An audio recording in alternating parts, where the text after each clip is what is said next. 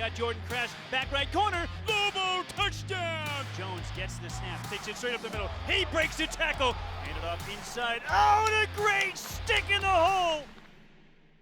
Hello everybody, welcome on set of your Lobo Coaches Show from Las Vegas. I'm your host, Robert Portnoy, with the head football coach at UNM, Danny Gonzales. Coach G, we're going to break down highlights of the Lobos' loss at Hawaii. Game 2 for you in your inaugural season. Improvement from week 1 to week 2? Improvement. I don't know. There's a lot of positives. I mean, when you lose, I never think that's okay. We're trying to build something special around here. We did do some things better. We obviously ran the ball better. We had almost 300 yards rushing. That's a positive. We got a couple of our players back that helped. We still didn't tackle well enough, and we made too many mistakes to win the game. I mean, I thought we were the better football team. And when you lose a football game, a lot of that's coaching. We got to coach them better, and I mean, when you have an opportunity, you got to make them count. We didn't make enough plays at the end, and Hawaii did. I know one of the focuses going into week 2 was running the football better consistently from the start of the game. You guys ran it at Hawaii pretty much the entire night. Was that something you felt pretty good about? I did. I thought they did a lot better job up front. The O-line was a lot more physical. I think the week of practice here in Vegas obviously helped. We were able to run into each other a little more during the week. And then I mentioned him already, Nate Jones was back. And he obviously is what we thought he was going to be. I thought him and Bobby Cole really did a great job running the football. The one that Nate Jones, I mean, he broke a couple tackles and he bounced outside for a touchdown. That's a big-time play at this level. And for a true freshman to do that, that's pretty special. And then Bobby Cole on some of those short yardage, I mean, he was moving the pile by himself on a couple of them. So we did make the costly mistake where Austin Cook jumped off sides. We were going to go for it 4th and 1 on our own 40. It's kind of the stuff we're going to do. We're here to win and do everything we can. And if we don't get it, then the defense got to stop them. So. What about your defense and going from week 1 to week 2? What were your thoughts? Did you find some improvements there as well? I thought they ran to the ball harder. We obviously caused more turnovers than we did in week 1. The 2 interceptions and the fumble recovery. The fumble recovery was what we want around here. I mean, they were running to the football. We knocked it out, caused a turnover, but we still have a lot of improvement to do. All right, the Lobos fall 39-33 at Hawaii. We break down first half highlights next. Welcome back on your Lobo Coaches Show with the head football coach at UNM, Danny Gonzales. I'm Robert Portnoy and Coach G. Let's get right into first half highlights of the Lobos and the Rainbow Warriors. Let's do it. A little odd still with no fans in there, but here we go. Tavaka throwing the ball out there to Manny Logan Green. A really nice job. I thought the wide receivers did a better job this week blocking on the perimeter. You'll see it as we continue to go along. I mean, I thought they did a great job on the first drive. Tavaka was real precise with the play calling up there. I mean, a lot of those are run-pass options, so he has the opportunity to do both. And then here's a big-time play. I mean, you start the game with a 52-yard touchdown. I mean, there's a lot of momentum right there. Now the defense has to answer. We need to get a stop instead of letting them go down there and score so that we can build on that lead. You know, Jordan Kress is not a long strider, and he's so thick and strong. You don't look at him and think that he's got speed, but he does have terrific straight line speed. We've seen him do this a lot. No, I mean, right there. I mean, he's going to do it again here in a little bit, but Tavaka did a great job on that play. Andrews was open on the post, and I thought he missed him, and then all of a sudden he throws a touchdown pass. There's another one to Manny Logan Green. I mean, look at Manny. I mean, a lot of our guys did that. Look at the effort coming in here trying to finish him off. I mean, that's awesome. That's what we're looking to try to build around here. Now, you mentioned Bobby Cole and his inside running between the tackles, and he seemed to be always falling forward. You know, he's a physical young man. It's fun to watch him run. He's nursing a foot that he wears a boot all week long, and then he goes out there and plays like that on Saturday. I mean, it's the kind of toughness we're looking for to build. Another option, I mean, we're going to be running back by committee. There's Bryson Carroll. We got the ball dumped to him a couple times and positive yards every time. And I really like the physicality and the effort. I mean, look at it. Here's Tavaka again. We talked about him taking chances. Now at the end of the game, we're trying to get back in the game, and that targeting penalty they took on him, you know, I might be the one that needs to give in on him sliding and doing those things because we sure could use him this week. But I'm excited to see Trey Hall. And here's George Steinkamp. Obviously, he had his career day in just his second football game. You know, he was 3 or 4. The one he missed, he has to make. I mean, I'm a perfectionist when it comes to kickers. So this play right here, I mean, you never stop playing, and there's a positive. It looked like we jumped off sides. I was surprised there was no flags. We got ourselves back onside, and then Jarek Reed comes up with an interception. If he would have made a cut outside and we gave him a hard time, if he makes a cut outside, he probably scores. But we gave the offense the ball on the 30-yard line. And in one play, we're going to score a touchdown. I mean, that's pretty exciting stuff right there, and you're doing exactly what we talked about. Now, at this point in the game, we're in complete control. We gave up the one drive from Hawaii, and now we had 2 3-and-outs, and then here we go. I mean, sudden change. You throw the ball up to Jordan Kress, and look at that. Here we are, up 17-7. I mean, this is an opportunity to build on a lead and keep going, and I think the kids were a little bit surprised, to be honest with you, that we were up early like that. And that's just something that we need to get used to. I mean, in building this program, play with the lead, and we're never going to play not to lose. We're going to try and step on people's throats, and we did not do that on Saturday. Well, I love the way you turned that sudden change play into a shot over the top. And here, this is what you talked about in terms of the powerful running inside. You guys continue to move the tackles, and then here we go. This is Nate Jones. I mean, he's an impressive young man. I'm glad he's on our football team. And we missed him in week 1, and he got himself back this week, and he did a nice job. I mean, he's really patient in the hole, but he's got that acceleration, and I think they were surprised at how hard he was to tackle. I mean, he's a load now. He's got big legs, and he gives us a different dynamic at the running back spot. So I'm glad he's a Lobo. Now this one's got a little bit more meat on the bone, and George comes through again. He did, and this one right here, this was a little disappointing. Offensively, we get good field position like that. We need to put somebody away. 24/7 is a lot harder to come back from, and just the momentum. 2 touchdowns, you're right, still in the game. And there's another one to Bryson Carroll. I mean, look at everybody again. I mean, now that was a nice physical tackle by them, knocking backwards. We've got a bunch of guys chasing the ball on both sides of the ball. I mean, I love it. Well, look at the old linemen. They'll still come down, try and get blocks if they can. Emmanuel Green, I thought every time he caught the ball, I get nervous with those guys because we beat on them in practice, and I think it helps. We don't let them run the ball. They're not allowed to switch hands, all those things, and I think we've done a good job with ball security so far. I thought this drive was, this was a key moment in the game. If you guys could have cashed this drive in, go up another score, that would have been huge at this point. I agree. I mean, this is the kind of stuff we're talking about. We have opportunities. We're moving the ball. We get it past midfield, and at this point right here, I told Coach Werheim, we're in 4-down territory, so make your play calls based on us scoring a touchdown. They stopped us, and we obviously didn't capitalize on it. So this sequence, again, another really big sequence. You had a chance to get them off the field on 4th down. You make 2 great tackles to keep them short of the line to gain. And you get a great stick here from Michael Levette, but it is a 1st down pickup. It is. We have an assignment error right there. If we peel on the running back, he's got nowhere to throw it, and we get off the field. And then this is 2 plays later. It might have been the very next play, to be honest with you. It's terrible coverage. The coverage that we're in, we should be waiting on the route. We give so much cushion, we can't even make the tackle. I mean, that's terrible. You can't give up a 42-yard pass in that coverage. We're playing straight man coverage. We're sending a corner blitz. I mean, that's the kind of thing that frustrates me. We'll get it fixed, but I sure wish we'd fix it right away.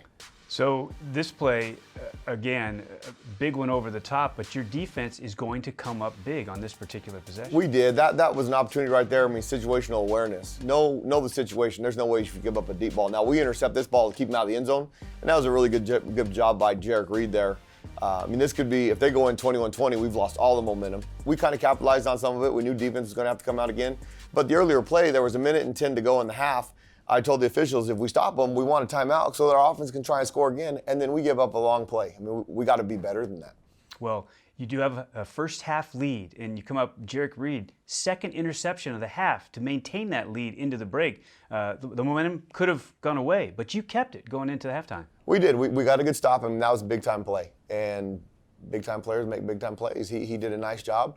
We need to continue to build on those, but we got to finish in the second half.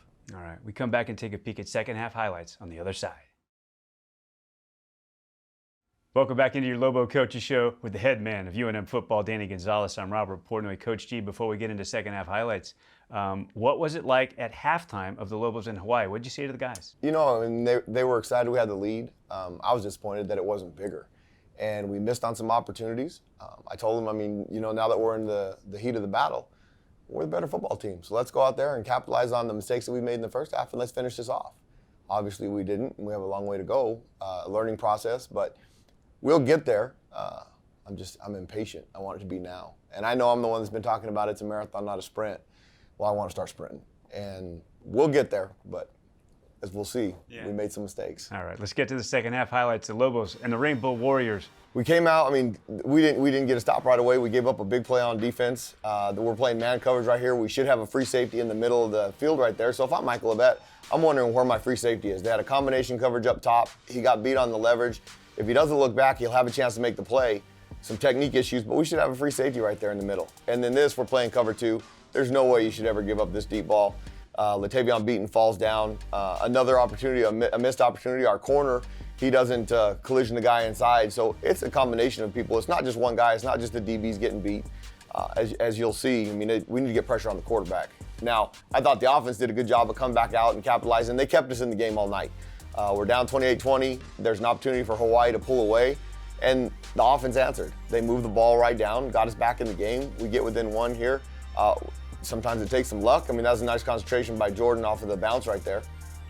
But the offense kept us in the ball game. I mean, here's Bobby Cole getting around the corner, and we got a couple of running backs that have some juice. It's nice to see. Good combination punch.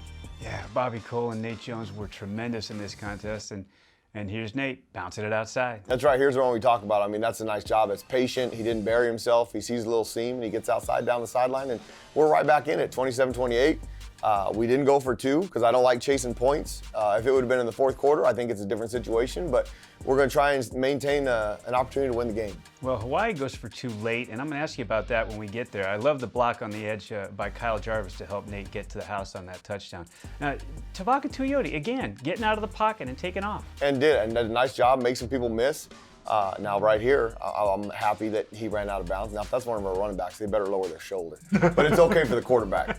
Here's another one, nice job by Manny Logan Green, making a couple guys miss. I mean, we're getting 10, 11, 12 plays. We're just going to keep doing it until they stop us. I thought our running game was much improved over week one, and that's what we should expect week after week. Now we're going to go up against some people that are a little bit better up front. We might not be able to block them as well, but if we got the running backs doing what they did on Saturday night, we'll have a chance to still be successful. I don't know if it's the way he's got the tape on the shoes, his running style, his build, but Bobby Cole is a guy who just seems so old school to me. Now, this is the one you talked about here, and I know you're such a big special teams guy. I am. I'm really disappointed. He's right in the middle of the field. That should be a routine kick. I mean, that's like an extra point. It's a little bit deeper, but should be the same mechanics, same follow through, and we'll be up 30-28, and it's a little bit different scenario. I thought this was a great job right here. We're running the football. Look how many white jerseys around that and no black jerseys, and then we recover a fumble. I mean, this is the exact stuff that we've been preaching since we got here day one. Everybody's trying to get a piece. Look, you got guys launched on the pile, and then Ian Schul comes in from the defensive end spot and recovers the fumble. I mean, that's what we're looking for around here. And then we get an opportunity. I mean, Tavaka again with his feet, really nice job. Not easy to tackle. And look at him bounce right back up. I mean, I like the effort right there, just in case. You never know. That new rule now, if it's immediately recovered, it's your football. So good job by Austin Cook. And then Bobby Cole and Nate Jones again, the 1-2 punch. Just physical running. We're really, really proud of the physical running they're doing. Yeah, you're right about those clear recoveries on things that happen after the whistle. You got to go get that football. You do. It can change the game. You got to make every opportunity count. I think, and we do it. We teach it on both sides of the ball. If the ball, now the offense should never let the ball out, but if they do, somebody's going to end up on it in a white jersey. Another good, hard, tough run inside for Bobby Cole, slips a tackle. That was a fourth down too. That was a big time play right there. Now we need to finish this. We need to get in the end zone. Now we did take the lead. If we make the earlier field goal, we're going to be up 33-28 as opposed to 30-28, and then see what happens from there. But we're in the fourth quarter. We've got to lead. We've got to finish that. You've been aggressive on fourth down from the very beginning, Coach. I absolutely love it. This right here, I mean, this is just a bubble screen. Get him on the ground. 64-yard touchdown pass in man coverage when you've got 3 or 4 guys with an opportunity to get him down. If we get him down on the 30-yard line, we're going to have an opportunity to play defense, keep him out of the end zone. And, I mean, that's just, it's unacceptable. I mean, and the kids know it. We got to get it fixed. Are there angles there, bad angles there attacking him or what? I think we relaxed a little bit because of the bubble go. I think he thought he had his guy covered and he wasn't gonna cover it. Now they go for two here. This is a great play. Every once in a while, they've got athletes that are gonna make plays too. From the end zone, you look right here. I mean, he gets his foot down right there. The difference that we could do right there, Nico Bold, instead of going up for the ball, if he just drives right through the midsection, he's gonna knock him out of bounds. The kill never touched in bounds, and it won't be any good. What about their decision to go for 2 on that particular play? That was an interesting one. You know, it gives them a 6-point lead as opposed to a 5. I kind of agree. There's not really a big difference between 5 and 6. I mean, 4 and 5 as opposed to 6. I mean, the touchdown, now you're forcing them to make the extra point to win the game. Now, we didn't get a stop here. We held them to a field goal. We need to keep them out of the end zone. Here's the play that Tavaka gets hurt on. I mean, right there, helmet to helmet, they did end up calling targeting on the young man. And Trey Hall comes in, he completes a nice pass. He did throw an interception on a ball that the wide receiver's open. He's got to throw that a little bit better. Hopefully with the week of practice and all those reps, he'll have an opportunity. We got in field goal range to get within 1 score, and then we tried the onside kick and we didn't recover. So another big field goal from George Steinkamp to set up the onside. Again, you need 2 scores. The order doesn't matter. You can go touchdown, then field goal, or reverse. And it looked like Devin Sanders had a shot at this. You know, if we're more aggressive, I think he was trying to wait for it to roll. If we're more aggressive and attack the football, we probably have a better chance. But the onside kick is such a lucky, I mean, it's you never know how that ball's going to bounce. We had an opportunity. He kind of stuttered right there. He wasn't sure if it was going to be 10, but attack the ball, take your chances, and see what happens. And you can see it actually kicked away from him a little bit too. So even if he'd stayed fully aggressive, it was bouncing away from him. You're right, it's kind of luck. It is. Yeah. I mean, the way that ball's shaped, it's going to bounce any direction. You never know, and sometimes it's on your side, sometimes it's not. We should have never been in that position though. We had an opportunity to pull away from them early on. We had several opportunities in the second half to build a lead or expand on it, and we just didn't get it done. All right, on the other side of the timeout, we're going to talk with Lobo's Remington watch list center. That's Kyle Stapley. Next. We're back on your Lobo Coaches Show. I'm your host, Robert Portnoy. We're joined by Remington watch list center for UNM, Kyle Stapley, a senior. Stapes, it's great to be with you, man, and a captain as well. You guys, I called you road graders in the game against Hawaii, man. The O-line really responded. Yeah, guys really came off the ball. Guys played really physical this game. I was definitely proud of the way everyone played. Had a couple guys sub in, get their first looks at college football, and proud of them. Yeah, your offensive coordinator, Derek Wareheim, told me that it was halftime of the San Jose State game. He got into you guys a little bit. For sure, and I think if you look at the first half of the San Jose State game, we weren't doing our job. We were kind of tiptoeing around. We didn't go out and throw the first punch. And then we came out at halftime, started running the ball. And then I think that carried over to practice. We realized that that's never a good feeling to not be doing your job, and we responded.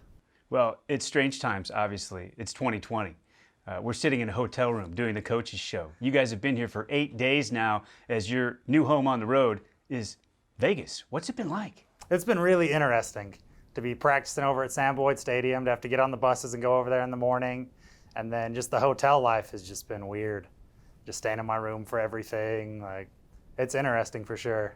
And what about the day coming back from Hawaii? Obviously a really long flight, a long time on the tarmac, and then a crazy whirlwind to find where to go to get the COVID test when we get back. That was unbelievable. Right. It seems like everything will change. Like, you never know. We get an idea what's going on, but you got to be able to react.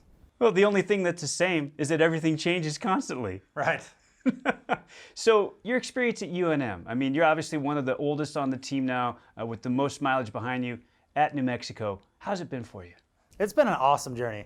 Like, the ride has been really good to me, and I'll be forever grateful for New Mexico and everything that's been offered to me here, and I've really enjoyed my time. Well, and the other interesting piece of 2020 and the COVID world is you get a free year. Is there a chance that we could see Kyle Stapley for an extra season? Oh, for sure. There's definitely a chance. One of those things weighing out right now, and kind of looking at just the different options of what comes up at the end of the season, but there's definitely a chance. When fans see Kyle Stapley, they see the beard. How long does it take to grow a lush, really beautiful beard like that one? Well, I've trimmed it up, but I haven't completely shaved it off since the last time we did it for the $5,000 with the Cherry and Silver Gala. That's right. We raised some money. Yep. And so that's quite some time. But there's some good competition. There's some beards now in this program. There is. I think I started the trend, and everyone else is kind of following along. Well, Stapes, you guys obviously made a lot of progress from week 1 to week 2. What are you looking for from the offensive unit going into week 3? Everybody to do their job. I mean, we had a lot of plays where we had 8, 9 guys doing something right, and then 2 or 3 that were off levels or weren't getting things exactly how they were going to be, and it cost us.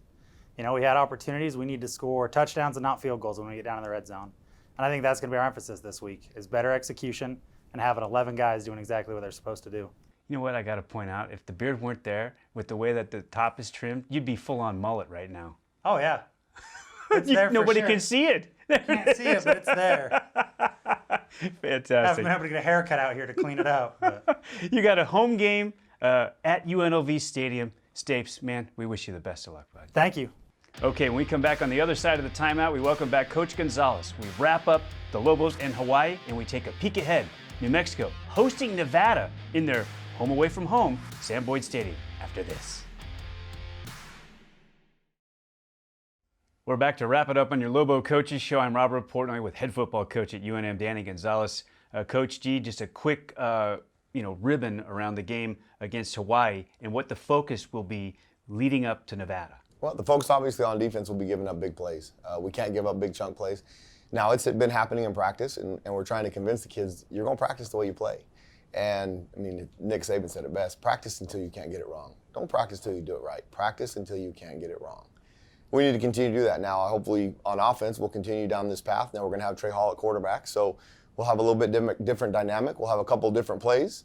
But it was a great battle all the way through August, so I've got complete confidence in Trey. Okay. Nevada's the opponent. What does the scouter look like for the Wolfpack? Well, I think they're probably the best offense in our league. Carson Strong, quarterback, he's very dynamic. I mean, he's a big kid. He's got a great arm. I mean, he's thrown a couple touchdown passes that the ball is 65 yards in the air. So obviously they've got athletic receivers outside.